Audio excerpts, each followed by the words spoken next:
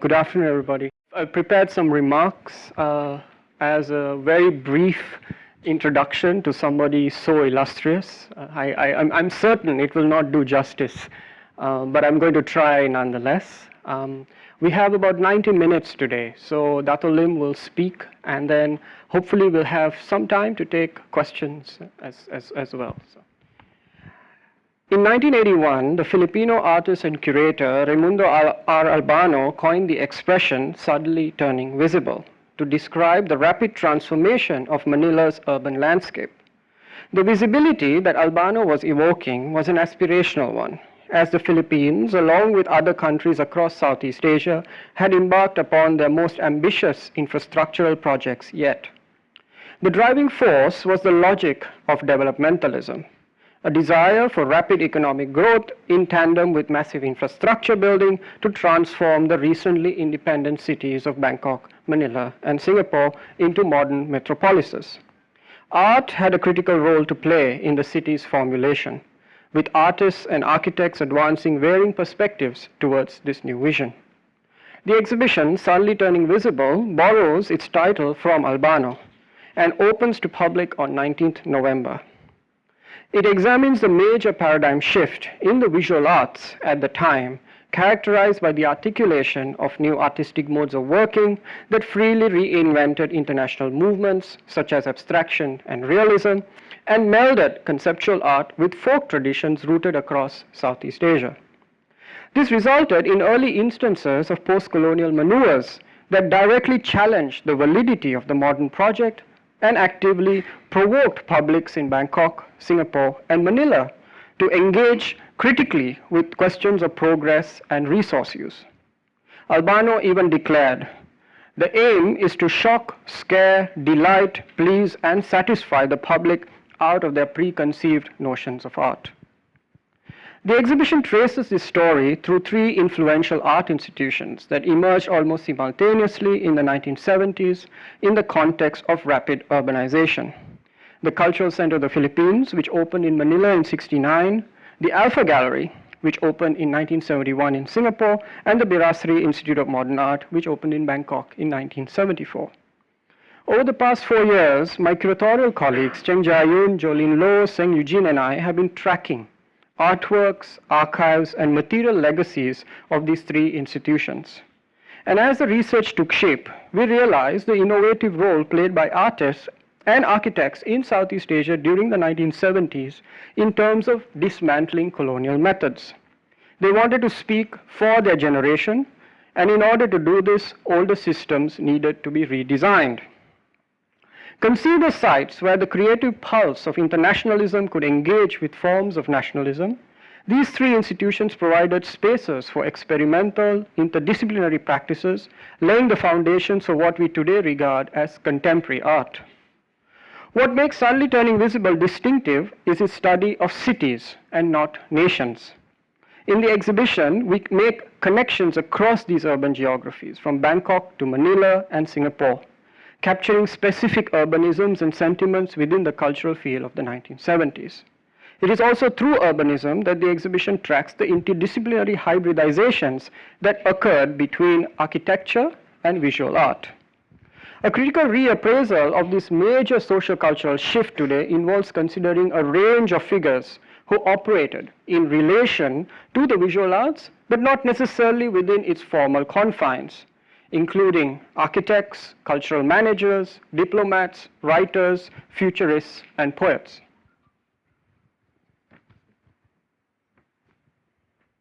So in a way, this is a task we have set for ourselves, largely also through the programming efforts that will accompany the exhibition.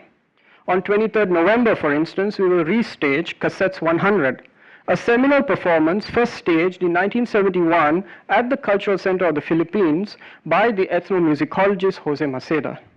The work traces the many musical traditions that survived in the far-flung islands of the Philippines despite the ravages of Spanish and American colonialism. We initiate these programs with today's keynote by architect, botanist, concert pianist, polymath, Datuk Seri Lim Chong Keat. a figure who has been at the center of debates surrounding system theories and the built environment in Singapore and Malaysia since the 1960s. His work has influenced generations of architects and artists, and to recall all his accomplishments may require a separate keynote by itself. His architectural work, such as the Jurong Town Hall, for instance, which was built in 1974, the Bank of Ceylon Tower, which opened in 86 in Sri Lanka, Penang Komta building and his geodesic dome built in 86, are regarded as exceptional examples of modern architecture. Exemplifying, and let me quote him, the architectonic, which means to say they had a very integral sense of form, structure, infrastructure, function, and spaces all clearly articulated as possible. Today, we will hear him weave together, or to use the word he often uses, multi-track, a series of narratives from the period, with a special focus on an art space he staunchly supported, the Alpha Gallery. The Alpha Gallery was initiated in 1971 as an artist-run cooperative gallery in Singapore, and it was in many ways a dedicated space for exhibition and exchange between artists. A lot of these artists, architects, thinkers are here today with us, so it's fantastic, to bring together all of you. Dato' Lim played a pivotal role in expanding and pluralizing Alpha's range of activities. He not only connected Alpha to the region, for instance, the island of Bali, but also to the world by actively bringing forward the most avant-garde ideas of the period. Impelled by design movements such as the Bauhaus, which he has engaged with continuously since the 1950s, alongside the careful study of Southeast Asia's built heritage and the work of futurist Buckminster Fuller, he often describes his pursuit to me as seeking to, and I quote him here, understand the totality of integrative knowledge.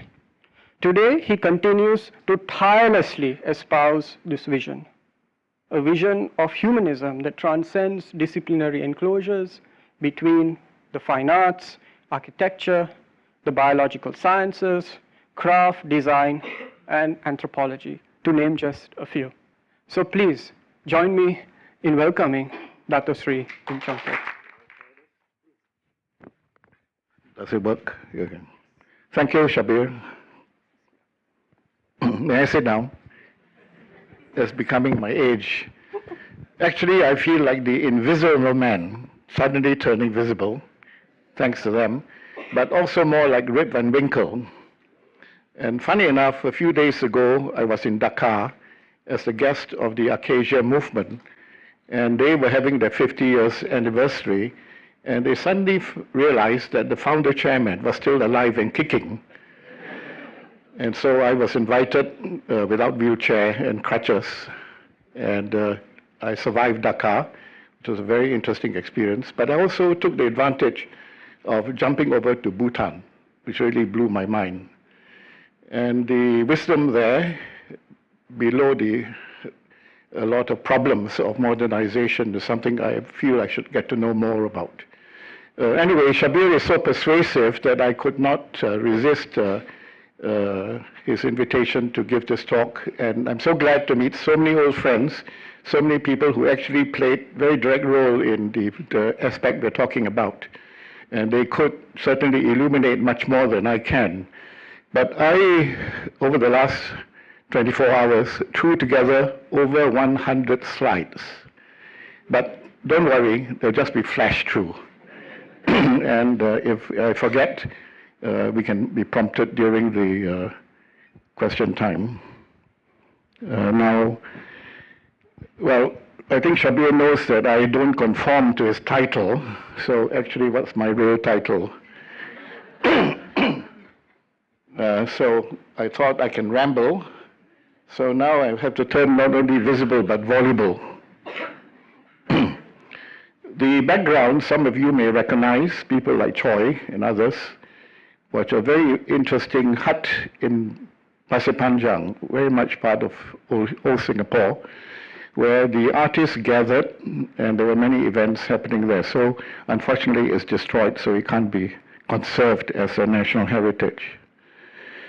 So there's a background to why I use this word, the sense of art and design, and it is expressed here. Are you all familiar with this phrase? art is essentially useless, like life itself. This is a quote from Santayana's tremendous book on his pragmatic philosophy called The Sense of Beauty, which I was exposed to when I was in MIT. I did not meet him personally, but I derive a lot of his thinking to the extent that I embodied quite a bit of it into my thesis, which drew a lot of flack from a very pompous professor of history. He said, "You don't seem to have ideas of your own, you're only quoting others." So I said, for good reason, because he can speak it so well, much better than I can, but I empathize with him. Now this guy prided himself on being an aesthetic philosopher. And so he, of course, took umbrage at my espousing of Santayana, who was a pragmatist. And a chap whose name I should not mention, which I will, however, in my memoirs, declared himself to be a logical positivist. Now, do you know what that means?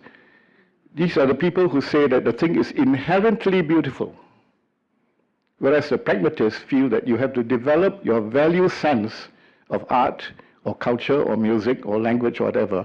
So you choose the line. If you're a logical positivist, maybe you don't want to stay anymore in this lecture. But everyone has to discover it. Now, life can be valueless too if you don't discover the values in life.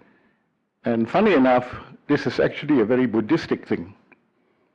So if you just take truth swallowed, taught, without realizing it for yourself, you're really not there. So how many of you have the sense of beauty, sense of art, sense of design? I have to reveal my intention to flash my own personal experiences in the sort of quasi-memoirs. This is the house I was born in which I still live, in Penang. This wasn't what it was when I was young, but my father had a house painted pink and green, which I painted cream once I took over. It's no longer as clean as this, actually. It's a bit of a mess because I don't really have time to sort out, and my housekeepers aren't what they should be. But that's how I have been living in. Probably unique. Somebody living in a house is born in and still living in. My early inspiration, of course, I have to admit that I came from a privileged background, because in the house there were books and paintings and so on. And from early days, my father was a friend of Yong Man Sen, and we were exposed in school to the work of Arif, Yong Man Sen, and all those early pioneers of Malaysian art.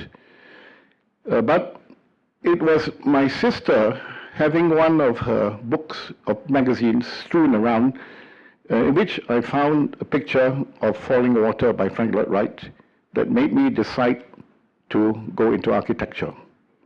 I'm not sure just to be an architect, but I was interested in architecture and design. And I'll come back to this because I had the fortune later of meeting Wright himself and visiting this house and staying at Falling Water as a guest of Cowman Jr., the son of the client of Frank Lloyd Wright, and have a lot of stories to tell about that. But I have to write my book and earn some retirement money from it. So any publisher can advance and come and see me after this. Well, I was telling the story of my meeting people because I'm old enough, and I actually knew also Gropius, so I had a Bauhaus connection. And although I did not meet Le Corbusier, we stole his umbrella when he gave the talk at the RIBA. And I claim part credit was my prankster classmates. But Wright I interviewed, and Gropius I had a long chat with when I was at MIT. He was at Harvard. I told this story when I gave a lecture in Taiwan at Tai Chung University, that I had met these guys, and I was fortunate enough to go to the origins of the modern movement. And after my talk, the lecturers went around whispering that I was a liar. Fake news was begun that. Fake news, they said, he cannot possibly know all these people. He's not old enough. They did not know how old I was. And he said, he cannot know these famous people because he's not famous. So I did not know the logic of that, but however, it's not fake. Oops. The actuality of the house was quite a surprise to me when I actually visited and stayed there at the guest of Edgar Kaufman. And actually, you never see this view unless you want to risk your life in climbing down the stairs and so on. And a lot of people are misled by illustrations of buildings. You know, we used to think of this very much like the style with sharp corners. For example, those cantilevers, all the edges were rounded. And they were not black and white. They were actually cream colored. And of course, the stone were honey colored. So the sense of the organic architecture, right, was quite different from all illustrations. So this gave me the theme, which I always tell people, go to the original, the reality, not the image by images from photographs and so on. Although once you know the code, you can, of course, interpret from pictures. Well, I went through the Corp period. I went to Unité. That appears to be me when I was young. In the Unité d'Habitation, we learned about modulo. And of course, the building that was so striking was Ronchamp. Now, I will flash a few more pictures because when you want to get to know a building, you actually have to walk in it and see all aspects of the inside, the outside, and so that the real sense of the design, the poetry comes across, and you imbibe it, a real experience in space. So I show you a few more images of Ronchamp. Oh, sorry. This is it, inside. Should I point here, or where should I point? At the screen. Okay, that's why it's going on. Well, I actually had a big dose of European architecture. And because in Manchester, it was a rather conservative school, we had a big dose of Greek and Roman and Renaissance and everything else, and also history of art. To the extent that we had all the lectures about Giotto, Masaccio, and all those people, to the extent that I could actually act as a tour guide when I was in Italy. This is actually a building in Vicenza, which I was obliged to measure. Now, how I did it is a saga, which will be a chapter in my book. But I nearly became a Roman architect because I was actually a finalist in the Rome Scholarship for the RIBA. And if I'd won it, I would have been condemned to 2 years in Rome and come back classically trained. But I escaped because I was a finalist, but I won the Harkness Fellowship to MIT and decided to study architectural education and the latest trending in contemporary architecture. When I came back to Singapore, where I was teaching in the School of Architecture, in fact, we set up the school, so as a pioneer in setting up the school in Singapore, in the Polytechnic, it was called the School of Building and Architecture. I lived in Ngee Ann Building, which was a modernist classic, and you can see the eclectic nature of what I was imbibing. You can recognize almost everything there. The chair, the egg chair of Jacobsen, the kites from Terengganu, a painting by Kwek Bee Chew. The one on the right is by Tay Chi To, very much after Su Ping's work. And the sitar in the corner, which I attempted to play and could not, so I gave it to the University Department of Music, which I don't know whether they still have it. But on the carpet was a color patch from Taiping Carpets, which was then a pioneer in making local carpets, which we later commissioned for the conference hall and the UOB building. The first building I ever built was in Namly Park, so I should flash to these slightly boring buildings, but it perhaps explains what Shabir mentioned, that I would define the work that I was doing as architectonic, that we really know how to structure the whole thing and make it work. So not just draw a pretty drawing and expect engineers to work it out. And it's probably the first building, I don't know whether URA and have the records, that was submitted at half-inch scale. This is pre-metric. We actually submitted the drawings with every joint shown. At that time, I submitted it working with E.J. Xiao, who was a leading architect then. But everybody was shocked that I drew details of every joint. And there's another building which is no longer there for Wong Hee Deong, which had a very kind of swastika type of plan. And two houses, a house I built in PJ when it was just a desert. And a house which also destroyed in Rochelle Drive for my brother-in-law, actually. There's another view of it, and a house in Penang. And when we finished this house, my mother, who knew the owners, when they said, the house cannot be finished, there's no roof. So flat roofs were still not known. It hardly leaked, by the way, although we had to do some patching up later. Now, I've talked a bit about architecture education. This is a talk I gave, when was it? In 2015. And you can see Shenton Way, the old Shenton Way, where the conference hall was built. You can see the back of the Robinson Road buildings, and the tallest building, the Asia Insurance Building by Tan Cheng Siong, where we actually founded the Singapore Institute of Architects in those days, in 1960s. And that's an aerial view. You can see the Polytechnic and the beginning of the conference hall. That is where there was nice open space before other monsters start building around it. This was a talk I gave during the anniversary of the hall.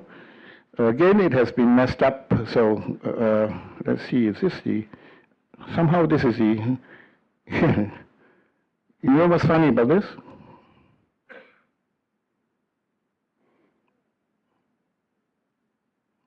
The image has been reversed. Actually, the right is on the left. So I only noticed it right now.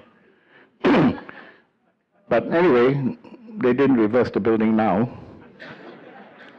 A tribute to my late friend Hau Ki Hua, who was a lecturer in the university, in the Polytechnic, and he was kind of scared to do the structure for this building because there's some innovations for the cantilevers and so on.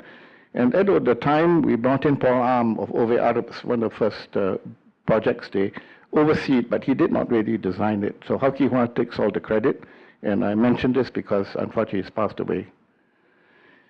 This is a background to the, and we studied it by model, so the building is very well articulated. And even when I look back, I'm surprised in a sense how complete and mature the building was as my first major project. It was, of course, won in competition. So credit to the assessors, who obviously had good taste. But it is of historical importance for you to look at the entries by the other architects to see what a difference this building was to the other entries. So it's very didactic, and School of Architecture should analyze that. We were not part of the trend at that time. And I mentioned the model maker here, the late Sani Abdul, was in the design institute, and he did that model. You see, this is before the days of computer graphics, and I still think that models are better ways of studying what you have in mind. This is an early model which we recreated because the Hong Kong M+ Museum wanted a reproduction of what it was, and so we showed that with the original water, which the director of PWD, can't remember his name now, removed. He said, waste of water. And he was so fussy, he wanted us to reduce the cantilever, shorten it to save money. Typical stupid engineer. And he went to the extent of saying the nosings in our staircase should be chopped off. So your staircase should not have this nosing, but it should be like that. But he left for an academic post and we put back all those things except, except the water. But you will notice a piece of public sculpture which was never finished. So when I made the model, I recreated the concept for this sculpture, public sculpture, on the floor, which can be changed in its configuration. It's, of course, a modulation on the pyramid. And this gives you an idea of the background in visual design that I had in MIT under the great teacher called Jory Kepesh, who was really part of the Bauhaus because he was an associate of Moholy Nagy. So the discipline of form was what we imbibed. And I believe the validity is still today as against the decadence of very wanton type of design going on. The building incorporated what I was then interested in, motifs which are actually derived from matte designs in Terengganu, and the use of native woods. We knew what all the woods were called, merbau, julotong, and all that. This is the pattern based on the Terengganu weave. And the floor was also very simple. I don't know whether it's still there or somebody has removed all that. In the lounge, there was a wall with a crack. And I was fortunate at that time, I had met Sui Ho, and I suddenly felt from his early work that he could do a monumental painting, a big painting. So historically, the big painting, which I think will be featured in the exhibition tomorrow, is the first large mural done by an artist called Children of the Sun, which belonged to this wall because he had to hide a crack in the wall. So the background to that is rather interesting, because actually I commissioned him to do the two curved walls on the ground floor were meant to be murals, 16 feet or 24 feet. And he had done the sketch, but the permanent secretary, very nice guy, Mr. Low, was afraid to show this to the powers that be, because this was the height of the anti-yellow culture phase of Lee Kuan Yew. And they were afraid that if Lee Kuan Yew saw that sketch, which had bare breasts, they would all be decapitated. So he lost this drawing, although I had got the donor for it, which would have the first big murals in Singapore. So it was never done. So as consolation, I asked Sui Ho to paint this big painting, which he had to stitch together canvases to make it square. You can see the stitch line happens to be the water element there. Children of the Sun, which is being donated, also with the generosity of my friends and colleagues, some of whom are here or will be here tomorrow. A major work, this is actually where Sui Ho painted this in this 291 Pasir Panjang, where we held exhibitions informally before the days of galleries and so on. There's an actual in situ shot of him painting. This is what Pasir Panjang was like. We had a lot of paintings. There's metalwork by Sim Ken Tek. All sorts of things were accumulated there. These chairs have gone out. The butterfly chair, hardly see them anymore. The opening of the conference hall by Kuan Yew. This is historical. And the ceiling where it should have been. Although it was a conference hall, I actually had a great feeling that it should become a concert hall. So it was predicated on acoustics. And because I studied acoustics in MIT, we were very conscious how to make it work in terms of reverberation time and echoes and so on. And I think the building still feels good, but whether you use it properly is another matter. We had a lot of music events, and you can see, I just recapped some of them. The inaugural concert by the Singapore Symphony with Chu Hui, who actually did not know how to use a hall. He did not know how to use platforms. And if you didn't put the platforms properly, you can't let the left and the right hear each other properly. And there's a whole long story how he terrorized the pianist who was driven to become a nervous wreck for the opening. That's another story. But the real event that strengthened me was, of course, the concert by Victoria de Los Angeles, who was my favorite soprano of all times. And you can see her inscription to me. She was presented by Donald Moore. And this was the first great performance in that hall. And for the anniversary, I actually played the recording. They had very good sound system. They still do. And the voice comes over, and that's what you should hear. This hall should go well, too. I hope you should play some music here. You do music as well, apart from art? Now we go to the first exhibition, and the designer of this cover is here. Where's Choi? Mr. Choi Wing Yan, trained in...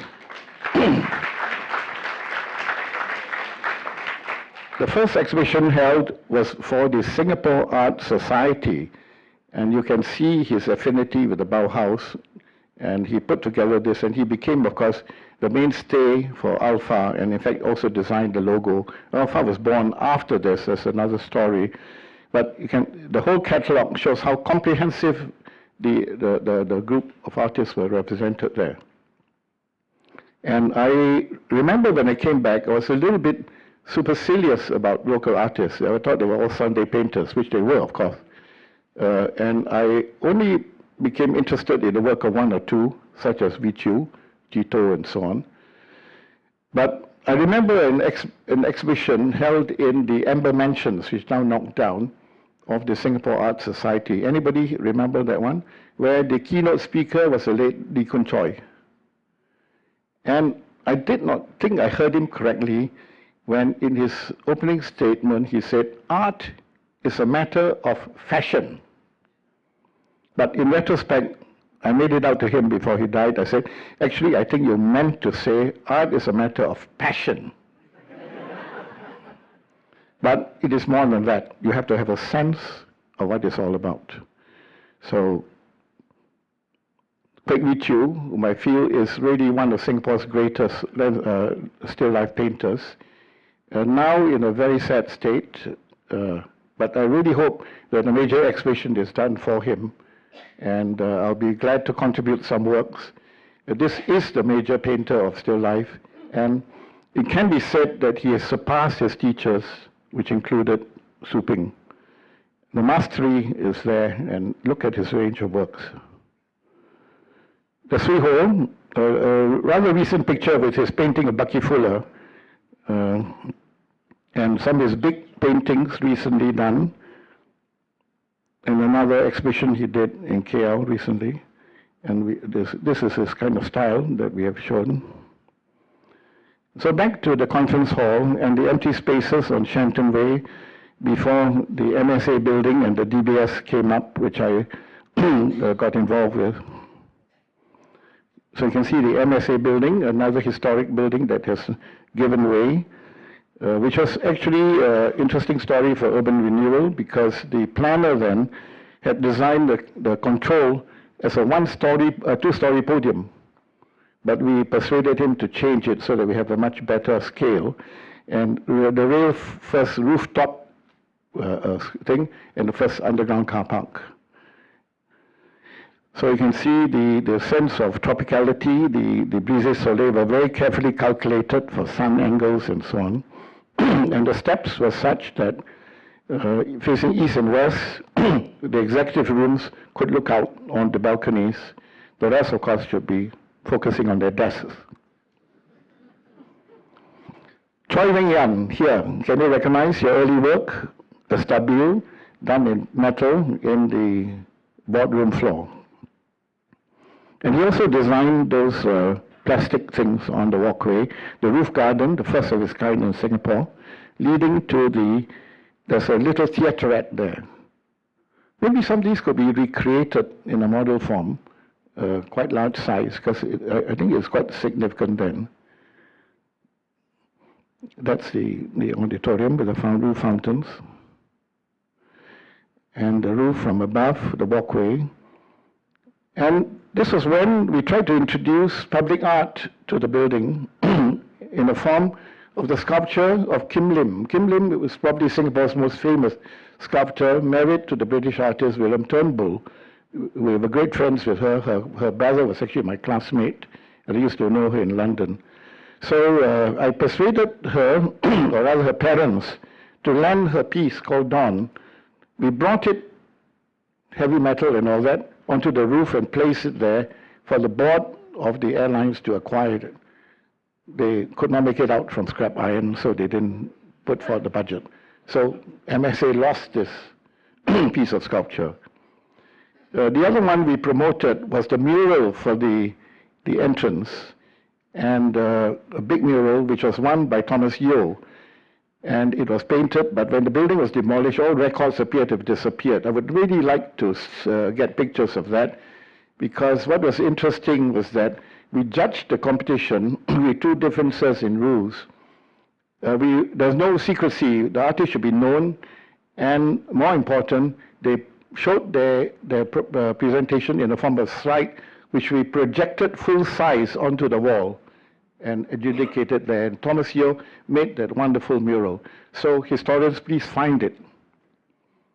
The airlines is actually rather bad because we actually got them to buy a lot of other artworks, which is for their overseas branches, but they've disappeared. Maybe they can be found in the homes of some people or in auction houses. Now here are two examples of Kim Lim's very elegant work. I had a few more of her works, but some were acquired by I think the University Museum, but this is typical of her elegance, very Japanese almost. And sculpture, you have Eng Teng, and you have the wooden one. You should know who that is. You see here, the artist, Choi. The middle one is a famous piece by Latif Mohidin called Imago. Now, to other buildings, my friend, my partner, Ong Tak, is sitting in front. It almost looks like that still. Can you recognize yourself? When we were designing the first UOB building,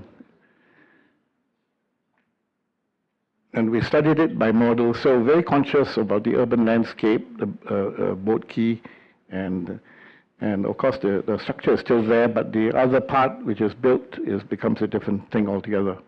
But that's what Singapore looked like from the air. Today it's such a different thing. That's what, just now when I came in here, I definitely call myself Rip and Winkle, looking for the Indian tepis which are no longer here. Actually, I have a lot of aerial pictures. You think I can sell them to URA for my retirement fund? This was the hall where I told you about the typing carpets. We commissioned them in the UOB building, and we designed, all the things were done in-house, the complete design, and I chose everything down to the doorknobs and the ashtrays. Later, Kiam Hong joined us as an interior designer for the other buildings, but this one had a very complete range of artworks. You can see, in fact, we stimulated UOB to start the first art collection, which is actually a considerable collection, but many people there now forgot that I was the one that instigated this. It was a funny story coming up. We also introduced Bucky Fuller's dome for a children's bank, because there was a time when I got to know him, and there are many Buckians here, so be interested to know. I got Bucky to meet Wee Cho Yao, who probably cannot remember who he was. So that was the dome. I don't know whether the structure is there, but we can easily make this. This is Cho Yao's room before his new splendid office, and again you can see one of the local artists' work featured discreetly. And in the penthouse, in the dining hall, we had Arthur Poon and a Balinese painting. And on the roof, there's a piece of sculpture which I designed, which, when they built the new building, I asked, a few years later, I asked, I won't tell you who, so what happened to it? I said, oh, probably the junkyard. So they don't know where this sculpture has gone. Again, if I have a patron, we can reproduce this, because I love to see this piece of sculpture. It can rotate, actually. It's done in Maserati red, by the way. I also indulge in some painting, not that I want to call myself an artist, but I was provoked by Choi, who's here. Let me embarrass him a bit. Because he refused to do a one-man show. So I said to him, let's do a two-man show. So I painted 30 pieces, but he was too busy. So we never had the two-man show. But this was what I was doing. You can see, obviously, influences of people like Motherwell and others, the techists and so on, but the essence of looking at other people's work is not to be derivative. You can be inspired in the same thing.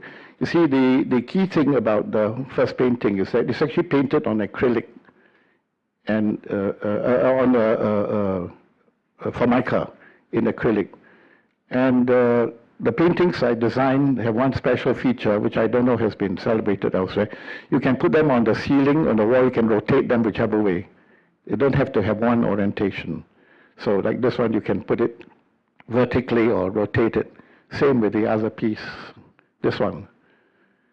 You can see it up there or down there or side. Anyway, one day I have to be discovered. Turning visible. I then was already well trained in international art, in the sense that I also had a private collection of prints, lithographs and so on. Any identification? The experts here must know who's the artist. Come on, Singapore Art Gallery, who's the artist of this? It's a serious question. No serious answers? Gosh. Shabir. Where's your art history? This is Arp, Hans or John Arp. Who is this? This is a lithograph by Le Corbusier. Who are these? Juan Miro. And this? Hundertwasser.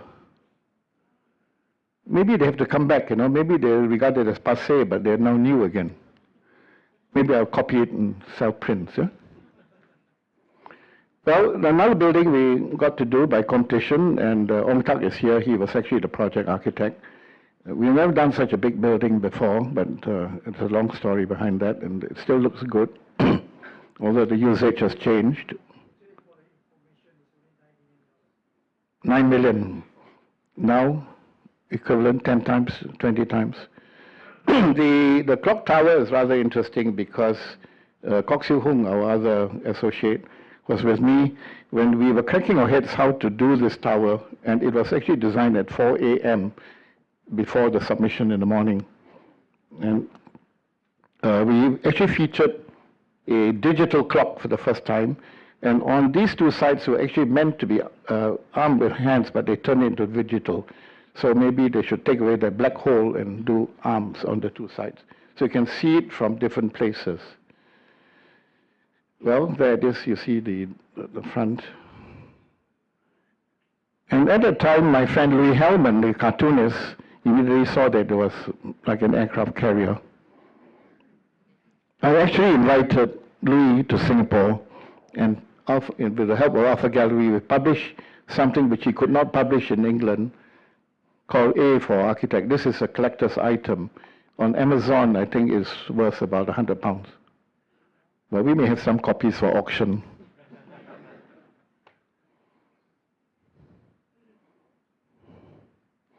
How's my time? Again, the DBS is a very interesting building. It's longer than it's tall. It's actually 3 lots together on Shenton Way. And it was quite discrete within the plot ratio of 5:1. And the tower is generated according to that plot ratio. A lot of fun and games because of wind projections and so on. People are afraid of tall buildings. And when I presented this to the board, the chairman was Hon Swee Sen, the Minister of Finance. And on the board, there were 2 big bankers, Tan Chin Tuan and the OUB chairman. Sorry? Yeah, Lenin Chow. And so Chin Tuan was then getting paid to design the OCBC Center, said, why should you make the building so tall?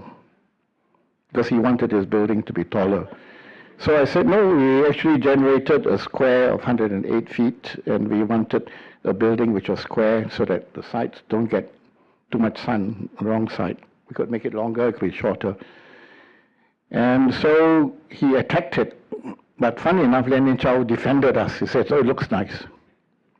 But as a result of that, the government then, the planning department, made a rule that all buildings should only be exactly the same height, since deviated from. Otherwise, that would have been the control height for the tall buildings. I think the Republic one was kept to this.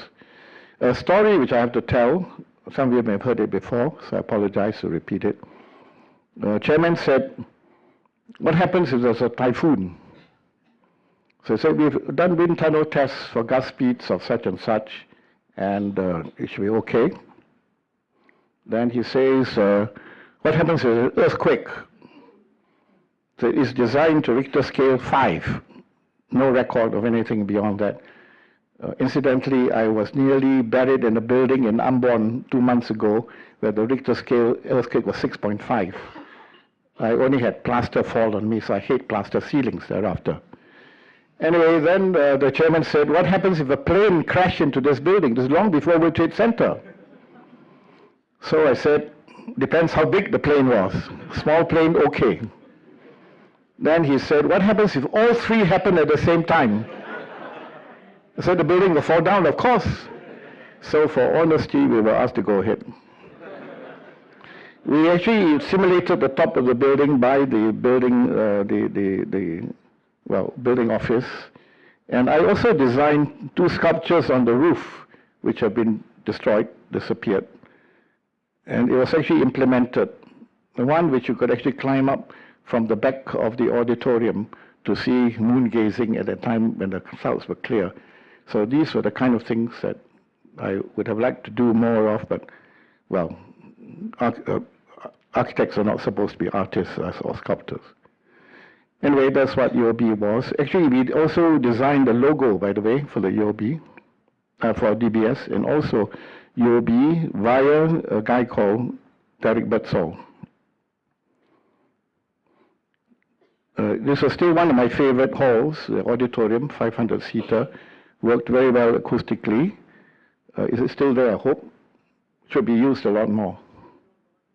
Gone? Gone? No. So that's what it looked like. A very long building, 800 feet long, with an internal walkway. And on the right, you see Herman's cartoon, what's going to be. And he's very predictive. You see, he was actually, in the days, showing the archigram kind of thing. And he put a sign saying, save the yellow bank for conservation, because at that time, the tiles were a bit yellowish. Very quickly, the building we did for the Bank of Ceylon, a long story. And it was done with integrity, but a lot of Sri Lanka architects thought we stole the jobs from them. But when we were asked to do it by the bank, we made sure we had a counterpart architect, one of my close friends. We've always done in collaboration. When we did work overseas, we would have a collaborative architect. But of course, again, the landscape has changed. This is a house I designed in Star Point in Pas Panjang, which is in other hands now. And the house of Ibrahim Hussein, the artist, rather interesting.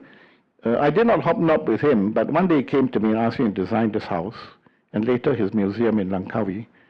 So the house is still very well kept when I last visited it, and a wonderful collection is still inside there, in Pantai Hills in PJ. That's the inside. And the innovative part is the staircase was a vertical gallery. So when you went up, you would see all these paintings. And that's one of the few works I have of his. I can't afford the rest of his work. This was the concept for the museum we designed for him in Langkawi. Unfortunately, only the first part was built and sadly abandoned. But it was opened by Mahathir, actually, rather fanfare and rather nicely done. For many years, it stood its own. This was when it was newly finished. But this was what the approach looked like, set in the forest. But sad to say, it's fallen into ruins. That's what it looked like. I also design other museums. These have to be prescribed, but I thought I'd flash them through, but I could still draw at that time. And we also designed by models. This was meant to be the museum in KL, which we didn't win, so they put up that other funny building instead. And also, this was the sketch which I made. And also we were designing a concert hall, much in the same, but with very interesting ideas. These were the last buildings before I retired. But before that, I was actually into folk architecture, because I headed the project in Institute of Southeast Asian Studies on folk architecture. We built up the biggest collection of images from all around, and I also enjoyed visiting all those places. This was taken by me in the island of Sumba, which I revisited actually earlier. I think this actually last year, earlier this year. You can see the folk architecture still there. And this one is in Flores, wonderful living examples, but completely on the verge of extinction because of modernization and commercial greed. I'll switch on to Noguchi, who was a friend of Baki, and he came and we did an exhibition for him in Alpha. This one is inscribed, so can be auctioned for quite a bit. There's a signature of Isamu there. He came and actually went to Bali with me to find a place he used to visit in Ise, which was actually the home of Tio Maya, and where he had designed a very interesting table table which was not exactly trapezoidal, but you could see everybody from everywhere. And your friend, Idana Pucci, made a copy of it. So I wanted to find out where the drawing in Bali. Yeah, so this is Isamu with his then girlfriend. He was actually married to Shirley Yamaguchi, people who knew the war name, that famous Japanese-American film star, Shirley Yamaguchi. And he came to Singapore as a guest of Shaw Brothers. And it was the first time he went to Bali, but he was revisiting Bali with me before he died. By the way, I put this in, I don't know whether Cecilia is here. Cecilia here from Christie's. So we will have to argue about this because she was afraid that I had acquired a fake of La Maya from Bali, but since I'm not going to auction it, it's okay. But I stand by the possibility that this is authentic. We'll have a big, big argument about that. But then I have to contest all the experts, you know. But I use the word auction to show another dimension, because when art becomes commercial, it's a different thing. So it is actually contrary to your sense of beauty, because you see, for example, what I may mention tomorrow, talking about Children's Sun, it's not a question of the price. So the value. So when we were acquiring paintings, when I acquired paintings, we never thought of the price. I never thought of it as acquisition, as investment. But once you do that, it becomes a different thing altogether. So you have to decide. Of course, you have to be able to afford it. And the big thing was that when we started acquiring the paintings in the early days of Alpha, they were affordable. Today, they're unaffordable. I literally could buy paintings well within my monthly budget. But today, I could hardly buy a painting within an annual budget. So you see how commercialization is killing art. Bali, which is where I went with, was also where I had a house and a lot of things. This beautiful rice field is now covered with jet-setter villas. And this is how Ari Smith, my great friend, who died at the age of 100 minus 3 days, painted part of, and that's him before he died. Whenever I meet him for 3 years, he says, I want to die. So I said, you have no choice, you have to wait. Now, he stimulated the group of painters, which are called young artists, but I renamed them the peasant painters of Panastana. And you can see how vibrant these are. Tremendous paintings, which can be compared with the great Renaissance paintings of date, you know. And you can see by the close-up, this is, of course, the great painter Tagan. Look at the close-up of that. So when we organized the first exhibitions for them in the National Museum in Alpha, I think the local artists begin to realize that there's something more in folk art that did not belong to art schools or did not emanate from art schools. That's another portion of a great painting by Tagan in my collection. We also encouraged the younger brothers, and this is a group of them, now all grown up, painting in the place where I made my house. And this is a painting of my Balinese house by Pogur, with the rice fields then, before they were covered by these jet-set villas. I had a little mini rice field because I had to do the dude thing, you know, plant my own rice and eat it. So I did one crop, but I didn't trash the rice. It had to be trashed for me. After that, well, turned into a garden.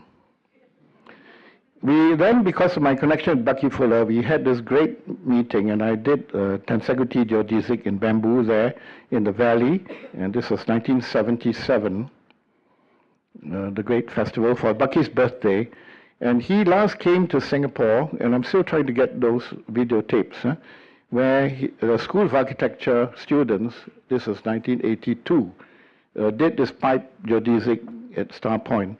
This picture was given me by Ashwin, one of the past presidents of Singapore Institute, who's apparently a young guy inside there. He got the date wrong. He said 82. It's definitely 82.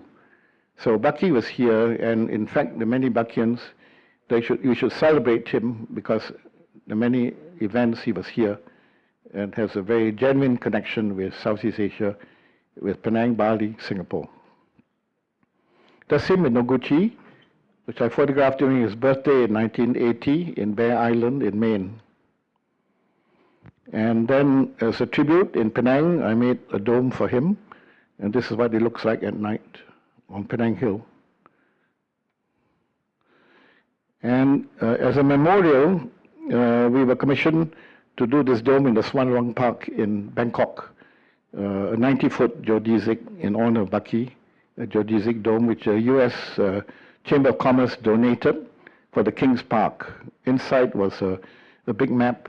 It was meant to be a cactus pavilion, but I wanted them to transport the big saguros from the desert, but they couldn't do that. So finally, there's little itty-bitty cactus in pots. I myself made a dome for Bucky in my garden in Penang. This is a 40-foot 6-frequency geodesic. There it is when it was newly built. And that's also because I went botanical, as Shabir mentioned. And this is the inside of our collection. We cannot compare with Gardens of the Bay, but then we are just kampong folk compared to the big city boys. But I think we have more interesting plants.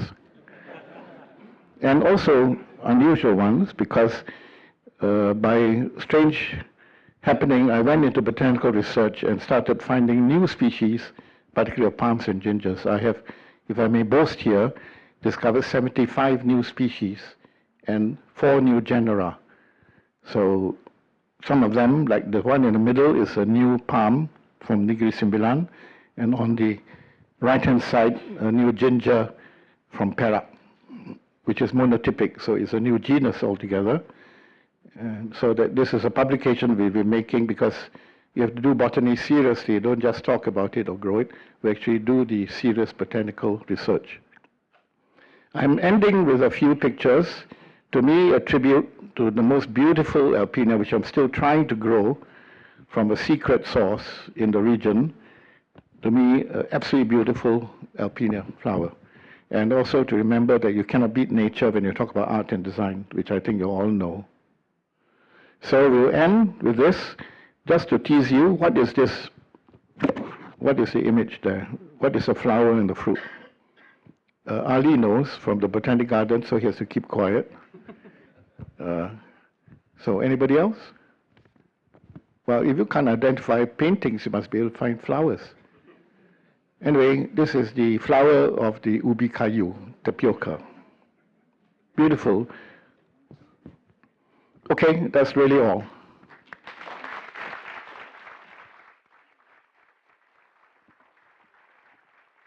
Wow, fantastic. Perfect. Near perfect. I want to perhaps get at a few things, Dr. Lim. The first is possibly try and recall an anecdote that you shared with me with regards to the Children of the Sun painting.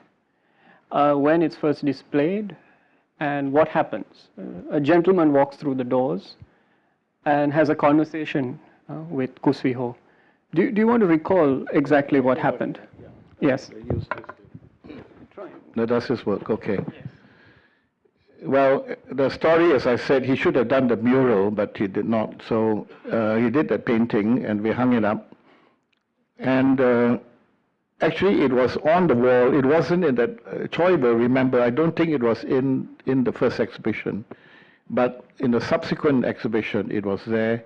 And in walked a guy called Frank Sullivan, who was a kind of doyen of art in KL, and advisor to government and all that. So when Frank Sullivan saw this, he scolded Swiho. He says, "You naughty boy, this should be in the gallery in KL." So commanded him to send it to KL. And Swiho's version is slightly different, but my version was that it was sent to KL, but Frank Sullivan never got the National Gallery to buy it. So it was rolled up, cracking in the railway go down for 2 years before I heard about that and got it brought back and restored. So, and it was that on that occasion when Frank was kind of lording over it and everybody was kowtowing to him, that a group of artists, and Choi should be able to regale that, I said to them, why do you have to depend on these dictators? Make your own gallery. So I was a stimulus suggesting the beginning of Alpha. I'm not a sponsor of Alpha, but I did kind of push them from the back to form Alpha. Perhaps we could get at a couple of things which allude to some of the systems that you put in place at the time. One major reference, obviously you just spoke about it as well, was the island of Bali. And it was not just your work in Bali, but also bringing the Balinese to Singapore. In fact, in the first year when Alpha opened in '71, I think was it the second or the third exhibition featured Balinese painters, Targan included. And I just want to understand why Bali? Because it's there. No, I think I came from, as I said, I had a privileged background of discrimination in art because I had already seen the whole international scenario of museums and so on. And I think I told you the story of the Picasso exhibition. And so when I came back, I was quite critical of the work shown by the Art Society. They were Sunday painters, but they were good ones, like Wee Chu and so on. Sure. So I empathized with them. But you see, one wasn't trying to be nationalistic or anything, but the immediacy of the paintings by the Panastana painters hit me. And I started acquiring. In fact, I have to say the only systematic collection I made was actually of the Balinese paintings. So I have about 300 works. So that stands as a good record, which you cannot duplicate today. But also, I never acquired paintings for investment. And I usually buy it because artists, and I remember, I think I did tell you, I had to avoid going to Alpha Gallery shows on the first day because people say you always buy the best one. So I skip it. So I give other people a chance. But in the end, I could still pick the one I felt was worthy. So the buyer has, in a sense, intrinsic responsibility to be a discriminating patron. And I think some of the artists value this. Some were probably a bit upset I never bought their works because I always felt I want to see the next show to have a choice. Some of them became very famous and reached great prices in auction houses. But I'm afraid I don't have respect for auction houses. One question before possibly opening up to the floor as well, which is in terms of your own appreciation or I suppose interactions with the visual arts. And you once used this expression. You said you had an amateur's difference in approaching art as opposed to that of the professional. Do you want to talk a little bit about this? Because I think it's just a play on words. You see, the amateur is a lover and not a dabbler. A dilettante is also actually a person who delights, but is given a slightly flippant meaning by society. Nothing wrong being a person who delights or loves paintings. So you have to have that sense of beauty. What is inherent, what does art mean to you? You have to interpret it, you see, I mean, a lot of people said, I don't have to learn anything about art, but I know what I like and I know what I want to buy. That is fairly common, but they don't make the breakthrough. I think the first thing I began to analyze for myself is, can you remember the work? So it's like a Rorschach test. If you like something, whether it's a building, a flower, or a piece of art, can you shut your eyes and draw it? Now, some people don't have this visual sense. Nothing wrong because not everybody is made the same way. But those that have the visual sense and sense of discrimination must be able to do that. And you must know the elements. We talk about the Lemire. The Lemire actually used elements from his later paintings and reassembled them. And I don't believe any copyists would do that. Because I realized when I studied Lemire, he actually was a bad copy of his own self. In the end, he was a commercial artist because Sukarno wanted, firstly, to pinch his wife. Secondly, wanted paintings of his wife nude. And so he painted a lot of paintings of Pollock for Sukarno, very bad paintings in my view. Not all works by artists are good. And in fact, if I look through my collection, I should be able to weed out some, but I think that my taste was pretty consistent. Because if you really look at a painting 1 year later, you can live without it. And so, and maybe I should take back my point about auction houses, because then they can sell the paintings I don't want for a better price. Last question from me before we invite others to comment or ask a question. Perhaps a slightly loaded one, but Datuk Lim, you've often talked about multi-tracking, and there's a word that you've used, endogenous. And this is what you said to me in one of our early conversations is what you were doing, endogenous tropical architecture. Do you want to talk a little bit about that? Because I think it's not very difficult. The word is endogenous, and in fact, the Bakians who came to the meeting, to be meaningful in progress, you have to make it real for yourself relative to your milieu, your locality. You firstly have exogenous, from outside, the exotic. You only love something else, you have to live on beefsteak all the time, you forgot nasi lemak, kind of thing.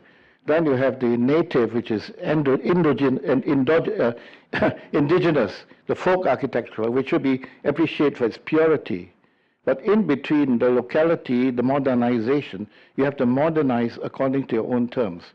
So in architecture, I think what is then significant of the architecture of your area should be endogenous. And similarly, your philosophy, your art, and so on. So that's what we mean. It is absorbing the world. And one cannot shut your eyes and say, I don't want to. For example, although I try not to be too dependent on the exotic foods, I can't stop eating cheese.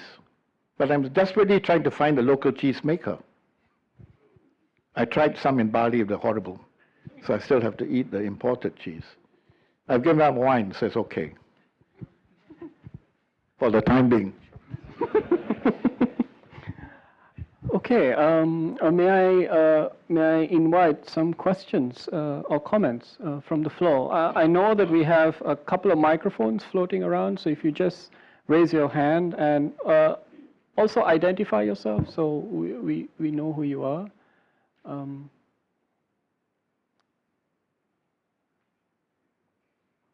Okay, there's one question here. Thank you, Chong Keat, for giving us that whirlwind tour of the universe of Singapore at the point in time. Recently, in the area of modern architecture in Southeast Asia, my friends and I observed that the world of the Francophone Indochina and the Anglophone Malaya, Singapore, and of course the Dutch influence Indonesia, in this field of architecture, we are only now just beginning to try to build connections to understand what was happening in each sphere. So from that period of 60s and 70s, at least in the field of art, could you share a bit on what were the movements like in terms of people, thoughts, ideas, works? You're acting like an art historian, whereas a practicing architect is actually trying to make something new relevant in that place. We don't necessarily want to look at historical buildings. We want to look at the function for that particular location. I mean, that's my approach. But there are, of course, people who derive inspiration from old motifs and so on, but very often they fail when they try to concoct motifs from the past. But again, you can tell the sensitive one from the ones who are not sensitive. And we're trying to make an iconography deriving. You see, for example, some people said, why do I study folk architecture? I never seem to use them. But when I use them, I use them, for example, in Bellevue, I make a completely authentic Balinese hut. That's a Balinese hut. It's not my architecture. It's like another work of borrowed, But historians have a rough time, and I met several of them, and when they teach history of architecture in architectural schools, they fail largely because they don't know the thrust that are needed to create good architects for the present and therefore the future. So the teachers are not quite there. I mean, I haven't met the good ones yet, but that's the problem. But therefore, each architect has to find his own way of doing something meaningful. Now, I'm so greedy, you gave me the Bauhaus book, which I grabbed from you, because you just bought it, so because I couldn't afford it, so you gave it to me. because today, actually, this is something which I hope I get invited by the Institute to talk about, because we are, and by the way, in the process of writing my memoirs, I looked through old notes, and in 1995, I gave a lecture in Darmstadt in the School of Architecture there, and it was titled, Architecture in the Era of Decadence and Waste. It's worse now. The gimmickry, the work of criminals like Zaha Hadid, and the bad influences. I mean, frankly, not all her buildings are bad. The intention is there, but she doesn't know how to structure them. They're all fake in terms of structure. So you, like an artist, you know. Cobb was different. Corbusier was a real plastic artist. When you see Ron Cham, or you look at Chandigarh, he knew how to make buildings sculptural. But the lesser person who just thinks is like a diatribe, you know, I have an idea, and then somebody's got to implement it, that's fake. The architect must be complete, they must know how to make the building and, to be complete. So I don't know whether it answers you, but the idea of the Bauhaus doing a reform has got lost. It became a style. And today, when they have that recent exhibition, it's just another style. Bauhaus a new Bauhaus is needed to stop the decadence and waste that's happening in design, in commerce, in architecture, and in planning. Planning is, of course, completely kaput.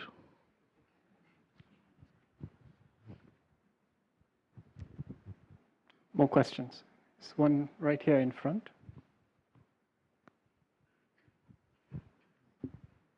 Okay, so we'll come back to you.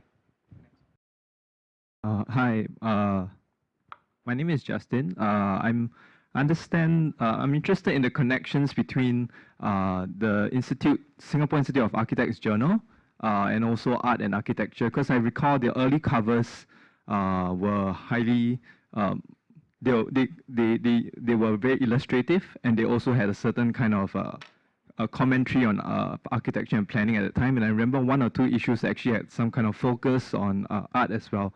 So I'm curious that connection, because I also understand you were involved in the publications committee at that point. I can't see you in the dark. Are you a member of the SIA? No, I'm not an architect. Okay. No, I have very little to do with the current trend. In fact, some of us find the recent issues of the SIA publications to be a bit too clever by half. They're all gimmicks. And they're printed so small that old people like me can't read the type. This is the great criminality, and they have fancy gray lettering on black background, that kind of thing, you know. Sorry, sir, I actually meant so they fail functionally, and they use fancy paper and all that kind of thing. I was involved in publication right at the very beginning. We produced what was called Ruma. In fact, it's a classic that you should look at, and was followed by the SIAJ. And where it was very simple, it was really talking about buildings in a very simple way. But the current presentation are very puzzling. Of course, the text is something else, verbosity that largely incomprehensible.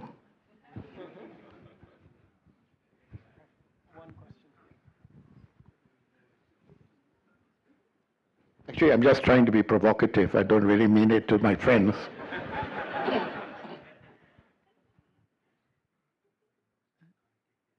Just, I mean, thank you for sharing your exhibit. I mean, your 100 pieces of. Hello. Yes. Yeah. In your work in Singapore, but as a little girl, I had the pleasure of well, hanging around. I mean, practically walking around your masjid in Negeri Sembilan, in the Lake Gardens, and I never knew then, of course, that it was yours. And as I observe your works in Singapore, it would have been something totally different from that beautiful piece of masjid. And even at that little, even at that young age, I thought, wow, this is a beautiful building. So I think, in a way, the aesthetics of the building that you had in Negeri Sembilan is totally different from the functional that you've been talking about over the last hour. So that's my first question. Could you share your inspiration for that building, one? And my next question is that, could you also share I mean, you've got an illustrious life, and of course, you've repeatedly reminded us that you've been privileged. But yeah, not all of us are in that category. But could you just, we would like to know how, I mean, to this age that you've come. I mean, it's like, I mean, I'm full of admiration for all your works and all the things that you have done, whether it is at endogenous or exogenous or indigenous at all levels. And yeah, I'd like to share, I'd like you to share with us your experiences in terms of, for what we, I mean, I'm not young anymore though. I mean, for the youth of today, and how they could at least meet at some levels what you have achieved at your age. Thank you. Today. Thank you, Mariam. I think I know. By the way, Mariam is an educationalist from KL. I never knew you were from Negri. And it's interesting you brought up the mosque, which I actually I left it out from here. I also left out the other Malaysian buildings except for one or two. And as it happens, not that I have an ego trip, but the M Plus Museum in Hong Kong decided to collect works of buildings from Southeast Asia, and they commissioned two models, one of the conference hall, which you saw. They also commissioned one for the mosque, which we made for them, and also I made one for the Jurong Town Hall in the same scale. And in the process, I also, again, you see, most buildings have been spoilt. The mosque has a minaret added and so on. So the original thing, it was a competition building, which I think in the history of Malaysian architecture is interesting because there's no hang-up about the designers being Muslim or whatever. So you can say it's the first major mosque, which I think even Eco-Mosque realize is made by persons who are not Muslim, but who actually had a lot of empathy. And the inspiration, you see, an architect learns about buildings and appreciates them. I have been in the Sophia Mosque in Istanbul. I've been in the mosque in Cordova, in Al-Azhar. And when we were looking at religious buildings, you were not thinking of having to design one, but you somehow learn about the spirit. So we knew all about the Qiblat and how the Mihrab works and so on. So we were well equipped when the competition came. I must share the honors for this because my late partner, Chen Wun Fee, worked with me all night on drawing this. An inspiration of a 9-sided building using conoidal shells that was very open. Women had to be kept upstairs in that gallery. And so it came like that. It's a building of, if I may say so, of quite clear integrity and very original. And again, when you do a building, you don't try to be derivative. In certain contexts, you may have to do a derivative building, but we were free, and the luck of the draw was that we had judges who were open-minded. If you had a competition to a very conservative group, they would reject anything that did not have standard motifs. And also, they don't know that the mosque wasn't specifically Islamic because it was Byzantine. So we were trained in the background, so we knew that we could innovate. Structurally, there were conoids and they were hyperbolic shapes projecting nowadays. So structurally, the building was actually 3 inches in the middle, and it goes up 5 inches when the temperature changes. And this was one of Arab's first buildings. The funny thing was that when we were making the model, I went to the mosque for the first time in donkey's years. And to my delight, the person in charge recognized me. Normally, later in Malaysia, people became a bit sensitive that they didn't want non-believers to go in the mosque. But this guy invited me in, and he knew that he had respect for the designer. So I went in, I saw the changes, I saw what they made, but the feeling was still there of the building. So I think, if I say so myself, it is a significant original building in the context of Malaysian architecture. But every building has its own inspiration. One story I have to tell, if I don't offend people, and you are very broad-minded. What was the background music when we were designing that mosque? It was Mahalia Jackson singing gospel. I can remember it. But it had nothing to do with your formal inspirations for space, size, and so on, And again, we made a model of the whole thing. So hopefully you can influence them to tear down the horrible extensions they've made. And Datuk Lim, there was the second question. I didn't quite catch the second one. I think maybe. I wanted you to share your experiences. What has made you? I think another talk. Dato, this is Joo Hock here.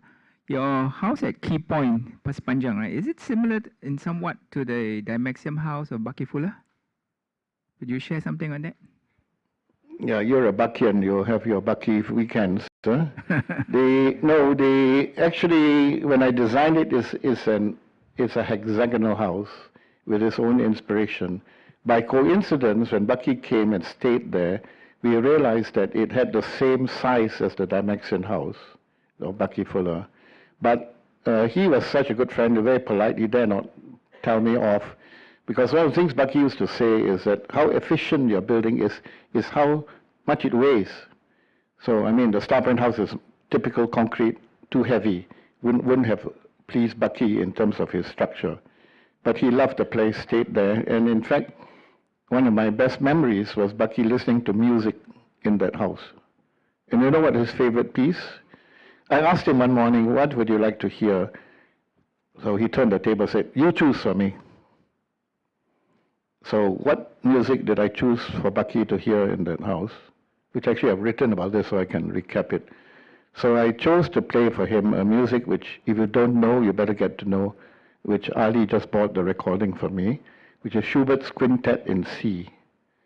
And the recording that I played for him was played by Casals from the Prague Festival. And then Baki said, I knew Casals. So the connections are very interesting. You see, these are what we call cosmic synchronicities.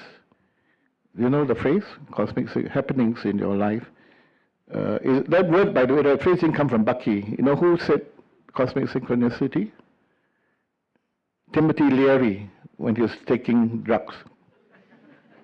Incidentally, I just came from Bhutan, and all along the roadside is marijuana growing freely. But most people didn't know it's marijuana.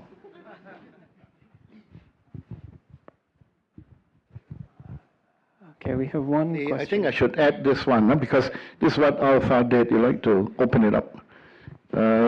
We had Baki at Alpha, so it wasn't only art, but it was really geometry of a very artistic kind.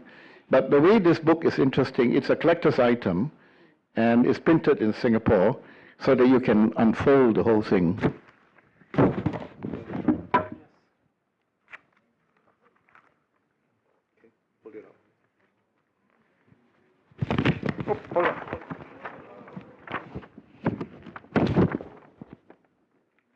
want to learn about the geometry of Baki Fuller. It's all there. So this is quite innovative. The printers in Singapore had a nice time doing that. Yeah. I think this would rate about $300 on Amazon. Okay. You can put it down maybe if you'd like to see it later. See, Alpha was a great place to get together. We had a lot of other things, including music. We also had an exhibition of violins made by Tay Boon Lay, the most important Singapore luthier. And again, people like that have been forgotten today. Do you know the name? Tay Boon Lay, who worked in Cremona, and her mother was a famous choral teacher, Madame Lee Howe. And we had an exhibition not only in Alpha, but we had an exhibition for her in the National, where I remembered we actually got people from the Singapore Symphony to play chamber music in there. So we were cutting across the border. Those things were freer, you know, and similarly in the conference hall, there were many programs that could be done without red tape and all that. No police permits. Hi, Irene Ho. I want to first thank you for all those years ago when you introduced Baki to me at your place and I got to interview him. It was probably one of the highlights of my life as a journalist. When he told me, he said after a while, he said, okay, forget about the tape recorder, close your notebook, let's just talk. And I wasn't quite sure whether he was excited about going to Bali with you or whether he had just been. But I was very curious about the connection between Bucky and Bali and you. And what was it about Bali that so caught your imagination and his? Well, that's actually what I'm writing about. Which year did you interview him? Because I'll tell the story. I think, do you have time? Yes. We're not going to be lights out and all that kind of thing. Actually, I met Bucky in New Delhi, and the connection was very interesting. He then told me he was there actually to give the Nehru Memorial Lecture. And I knew him through his partner, Shoji Sadao, who unfortunately just died last week, Shoji. And Shoji introduced me to Bucky. And then at that time, we actually had him in mind because I wanted him to do the dome, the geodesic dome in Komta, which was finally fulfilled, and another project which wasn't fulfilled. Then he said, oh, he's going to Bali. He aborted his previous visit because he was supposed to go there with a certain Rosa Covarrubias, but he did not. And I said, oh, I knew Rosa Covarrubias. And I was wondering why she never replied to me after I wrote to her. And from Bucky, I heard that she had died. Rosa Covarrubias is the widow of Miguel Covarrubias, who did the most tremendous book about Bali called The Island of Bali. You want to learn about Bali? That is a pivotal book which you must get. It's reprinted already. The Island of Bali by Miguel Covarrubias was there on the Guggenheim Fellowship, a famous Mexican artist who was a communist, actually, who went to China and all that. And Rosa was his widow. And when I met Rosa, when I was at MIT, she invited me to Mexico. And when I went down, Miguel had just died, and Rosa was hiding away all the treasures from the estate duty department. And the story of Rosa Covarrubias and the second wife of Miguel was rather interesting because Miguel married another dancer who looked just like Rosa when she was young. So she was rejected when she was old, and Miguel married somebody younger. So Bucky knew her because they were all with Noguchi, part of that people who were making the breakthrough in New York, Rockefeller Center and all that. So when he said he's going to Bali, I said, how long are you there? He said, oh, just a day, this day Bali, next day New York, that kind of thing. So I said, I better come with you. So that's how we went. And so in Bali, I think you have the picture, I introduced him to the painters, and they made a model of a tensegrity dome, which we then came back to Singapore, and then I told the Singapore TV that Bucky was ready to do an interview. So we went there. Was it Chandra Mohan? Yeah, who are the, in fact, I'm trying to get a tape of that one, which I think is found. It's actually on display in the exhibition, so you can watch the interview. And so when I brought Bucky there, the TV said, hey, why are you dressed? You're supposed to interview him. So I got dressed up. I think they put lipstick on me or even. And I had to interview Bucky on TV. And he used that model from Bali to explain, to show how he suddenly saw the similarity between the three-way weave for the Balinese baskets with the geodesics, the form. But the contact of Bali, the real people of Bali, contact with people in Singapore and Penang, Bucky in Southeast Asia is the aspect I'm going to write about, because most people think it's a great American. They try to annex everybody. Now nobody wants to be there because of Trump, but however, in those days, America rules the world. We are the great. But Bucky empathized, and Bucky in Southeast Asia were really friends with us. And the fact that he chose to repeat the visits with me to Bali, and where we had the great birthday in 1977, shows his deep. I will be writing about this in a very full account with a lot of images of Bucky. So hopefully it gets into print one day. I can only write it, I'm not a printer or anything. But I'm glad you recall this, because there was a second interview which I made with him, which I recall asking him a few questions, but the editors were short of time, so It appeared I only introduced him and ended, they cut me out altogether. Bucky had a constant flow for 1.5 hours. But look at this is Bucky for you. I'm glad you brought it up because he really has this connection with Singapore also. Yeah. Just to add, the Synergetics folio was also launched at Alpha, so it's quite a moment. Okay. Thank you, Dr. Lim. Okay, sure. Quick one. Dr. Lim, I'm a lawyer, so I'm going through a very deep learning curve for art and architecture. So if I make a mistake on a choice of word, please pardon me. As a Nyonya myself, I'm very concerned with the Peranakan culture. Dr. Lim, I don't know whether you are familiar with Peranakan building. I don't know whether it's the correct choice of words. If you, whatever knowledge you have on Peranakan culture, can you share with us, or I would like to know, are we doing it the right way? I don't know whether a fresh coat of paint, then it became a 1 million or 12 million house, to buy. Are we doing the right thing? Because sustainability seems to be the catchword these days. So I would like to see that the Peranakan culture sustain for the future generation, be it the building, the food, or whatever Peranakan. So are we doing the right thing in sustaining or ensuring that future generation, maybe architecture-wise? I don't know whether it can be changed because it's already built. Sure. Maybe we can allow Dr. Lim to respond. Lim can share with us your insight on this. I'm glad I'm not a real estate agent. I have to be very frank. So let's start off with the rejection of the word Peranakan. It's a wrong word, it's a stupid word. Most people don't even know what it means.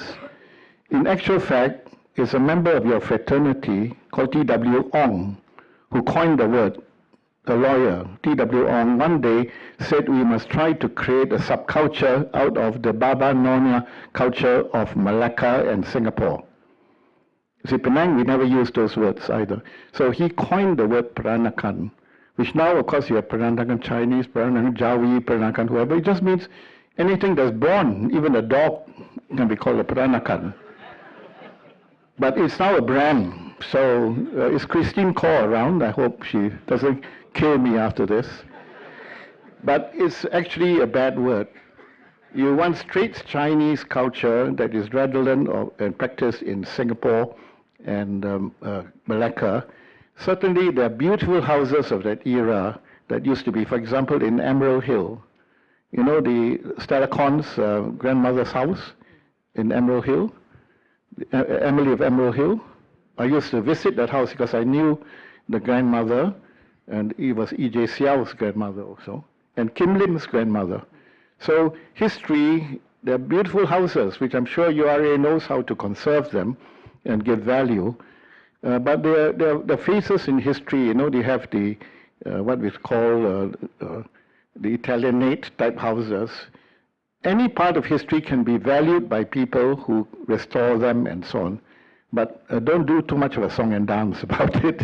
So I'm afraid, I believe that legalistic, we should get rid of the word Peranakan. Can I say one last thing? Very quick one, very, very quick one. I'm Violet Oon. I think I want to put a bit of context of Lim Chong Keat. I knew him in the 1970s, and I think the most important to know if you're an architect or trying to do something different, you have to be a Renaissance person. And that's what he is. From music, he collected harpsichords. He was so in pursuit of that. So I think you can talk about everything else, but a Renaissance person means somebody who's very involved with the world, with humankind, with finding out what's happening around. Thank you very much. Thank you.